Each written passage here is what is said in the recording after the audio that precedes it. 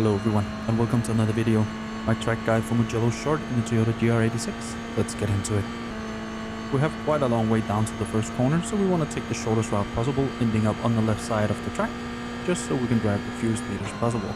We can go all the way out here over the curb without getting 1x. We want to turn in and brake just about a car length before the 50 board here on the left.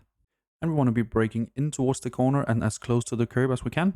Once I start to brake, I go to about 70% brake pressure, and I'm easing that off all the way to the middle of the corner. We want to come out on the right side of the track when exiting turn 1, because turn 2 is soon after. At the middle of the corner, we want to pick up the throttle again and stay close to the curb here on the inside, and I'm pretty much just following it all the way around. We want to open up turn 2 as much as possible, so utilize the curb here on the right. I turn in and lift off the throttle just before the curb ends. I use just a few percent, but mainly I'm just lifting off the throttle. The goal for turn 2 is to set up for turn 3, so we want to be on the left side of the track when coming out of turn 2. You can cut the anti-cuts on the inside if you cut the curb as well. It will keep the car somewhat stable. At the same time, I'm stabilizing the car with the throttle, and for turn 3 I lift off just a little bit again. It is possible if you get the line right to get this flat out, and we can use all of the curb here on the outside. Just make sure to keep one set of wheels in the green, white and red curbing. Then we want to bring the car over to the right side of the track for turn 4. Turn 4 is the same story, we want to sacrifice it for the exit of turn 5. And I'll brake once I get to the 50 board here on the right. With a quick hit to about 40% brake pressure, quickly easing off. And I'm trailing it all the way to the yellow anti-cut on the inside. If you cut this too much, you will get a slowdown. Coming out, we want to be on the left side of the track. There's a bit more distance between these two, making it easier to get the exit out of turn 5.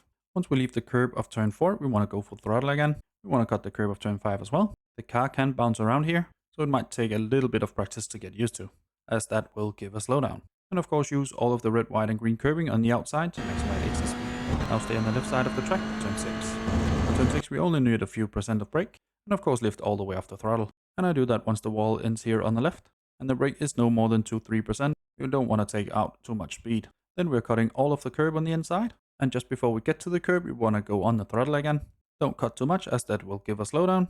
Now bring the car over to the left side of the track. Don't bring more than half of the car outside the white line, as that will give you a 1x. I brake once the curb starts, as in where the white part gets wider. Once I get to that, I go to about 45% brake pressure, and I'm easing that off all the way to the little exit road on the right.